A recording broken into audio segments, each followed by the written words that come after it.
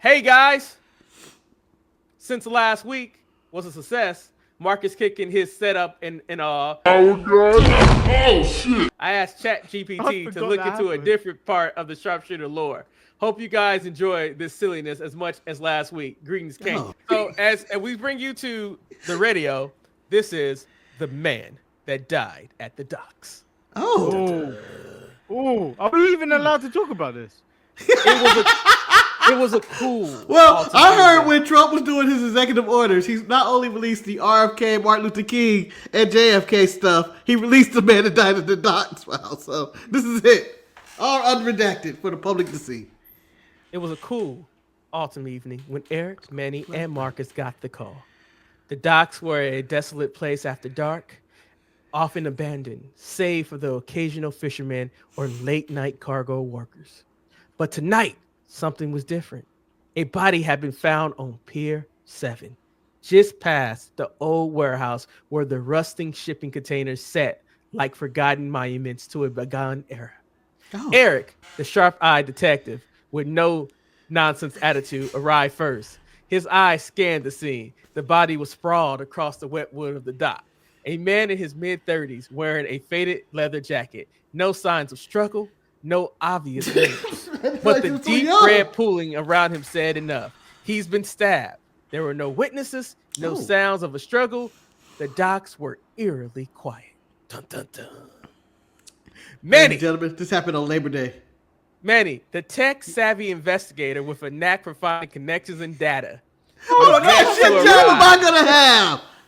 Marcus, don't make us beat you. We No, don't Manny, Eric can't be the savvy social media guy because he uses terms like, I was on the social media. I was a sharp-eyed detective, Marcus, with a no-nonsense attitude, okay? Yeah, I get that. But you can't be Manny's tech guy because you use the social media. You know what? I'm going to have Manny mute you so I can get through his part. Manny, I'm going back. Manny, the tech-savvy investigator with a knack for finding connections and data, was next to arrive. He took one look at the scene and began photographing it from every angle before pulling out his tablet to start searching through the nearby security footage. Any ID on the victim, he asked, as Marcus, the street-smart ex-cop, arrived with his usual... Ex-cop? I lost my badge? Marcus, I know you're Delroy Lindo. You're The street smart ex-cop is another way for saying the unemployed bum who ain't got nothing better to do. out there solving cold cases on his own. Yeah, I ain't getting paid for this. Go ahead. Marcus ain't nothing but a security guard. I'm not a security guy. I'm falling that far. Okay. Oh, No wow. ID. You Ryan. No ID, but he's been working the docks, Eric replied, crouching near the body and examining the jacket. Looks like he was in his late 30s, maybe early 40s. No signs of robbery. Marcus squatted down next to Eric, lighting a cigarette. Why am I allowed to do this? Because I let you in, Marcus, because you've been working the docks for a long time. That's what I said. Marcus lit that cigarette. Could be a job go wrong. He said Marcus the ex-cop with his cold case podcast. No, I'm dying because the dialogue. Because just pay attention to this dialogue real quick, okay? Marcus squatted down next to Eric, lighting his cigarette. He said, "Could be a job going wrong. Maybe a deal went south, but something doesn't sit right. No shit, the dude is dead With a knife in him. I'll tell you when it's in bite the body. Manny was already running through the doc's camera feeds. I got footage of him about an hour ago. He was talking to someone. They were arguing. I can't make out much, but if it's a start." Eric nodded. "Let's get the name of whoever he was meeting." Manny pulled up the angles again. "Marcus, you and I will talk to the workers around here. Someone's bound to have seen something." Marcus, yes? Tech savvy Manny is just going to the security footage that anybody can do. Yes.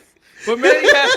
He's tech savvy, and that's the move he does. I'm going to the footage where the local Hey, security guard can see. DC didn't lose his job as a cop.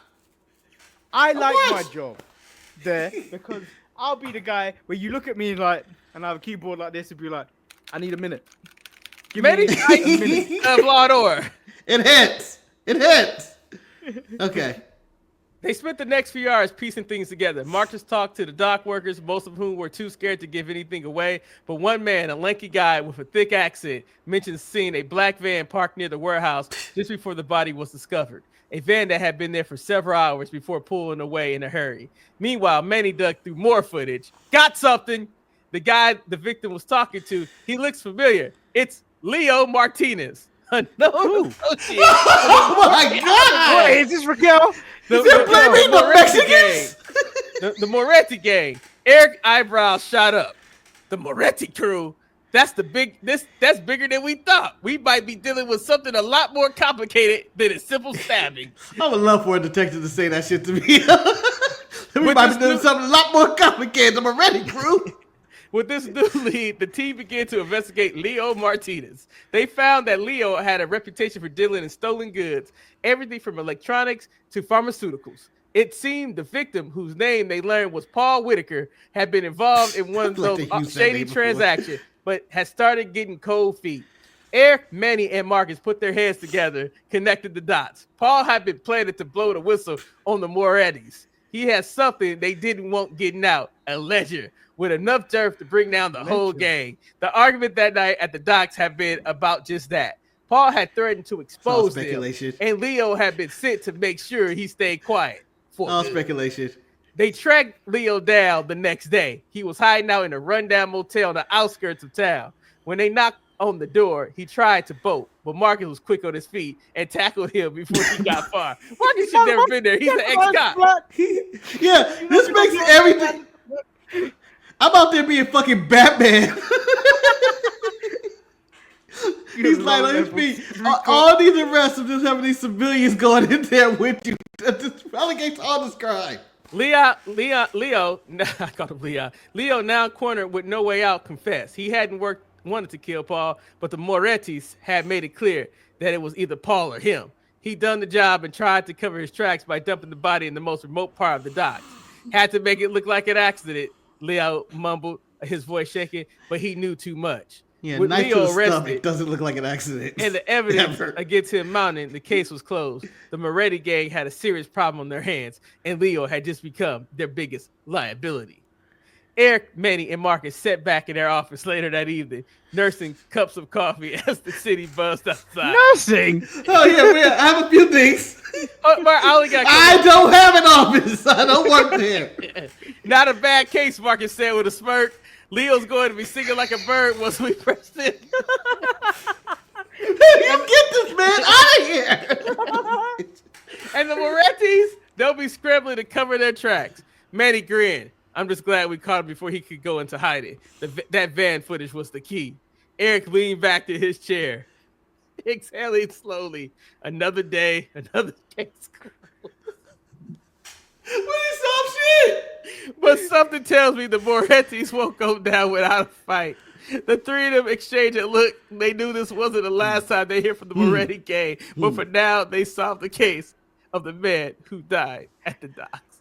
Kane, we need a part 2.